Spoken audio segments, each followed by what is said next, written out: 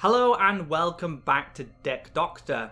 Last week's episode covered Yellow Rush, and this week we're going to look at one of its hardest matchups, Green Red Crackthorn. This is a super efficient mid-range deck that uses the best of Red's removal combined with green power-ups. It runs a lot of low-cost creatures to kick off your game, and then you will overwhelm your opponent with the Crackforor beast. Yellow Rush has a hard time against this deck, so if you're looking to counter the smoke, you're going to love the Crackthorn. So let's take a look at the cards. Our first selection of cards are your early game harvesters. Axe Grinder is an amazing free cost creature that gets powered up when played on an enemy's Faeria well. As a 4/3, he is great at challenging other creatures, and combined with buffs or removal, he can take down some heavy hitters. Sagami Warrior is another cheap creature that you can set up on turn 1.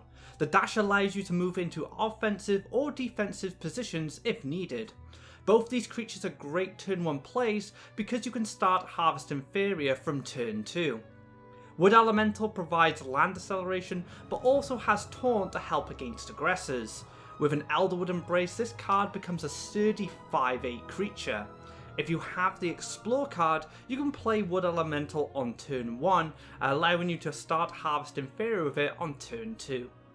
Cypher Blood Tyrant is a menacing creature who loves to devour the stats of his victims. When he destroys a creature, he gains attack and life equal to the target's original stat line. He still takes damage but increases in size if he survives combat. If Cypher is not checked by your opponent, he can single-handedly win games. Groundshaker is a solid 5/6 creature that deals 1 damage to all enemies. The damage can help you clear enemies, but its stats make him a sturdy creature. Both Cypher and Groundshakers are great at defending your board and turning up the heat when going for orb damage. Crackforor Beast provides a huge swing for this deck by splashing damage around the board and powering up allies. The Dash 2 allows him to move into dangerous positions and cause chaos on the board. Before playing the beast, be aware of how his gift influences the board. It might be worth attacking with other creatures first to make Crackthorn's ability more consistent. Cypher's Wrath and Flame Burst provide the deck with removal and orb damage. Both these cards are staples in most red decks, and it's no surprise. Flame Burst's primary use will be to remove cards, but consider keeping the card to help you finish off your opponent. Elderwood Embrace is one of Green's best cards. This card is excellent when used on your cheaper creatures. Axe Grinders and Sagami Warriors become real threats when buffed by this card.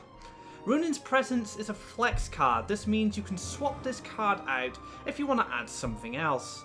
Presence is an additional buff, but also good life gain when playing against Burn or Rush. Sagami Grovecaller provides incredible board control with her teleport ability. This allows you to maneuver your creatures up and down the board. This card is dangerous when combined with Cypher the Blood Tyrant. When placing land, it's always a good idea to play a forest higher up the board to give your creatures more reach. Voice of Truth is a new addition to this deck and helps with bad matchups. Crackforor struggles against mono green and apex predators. Thankfully, Voice of Truth can restore the original stats of these threats.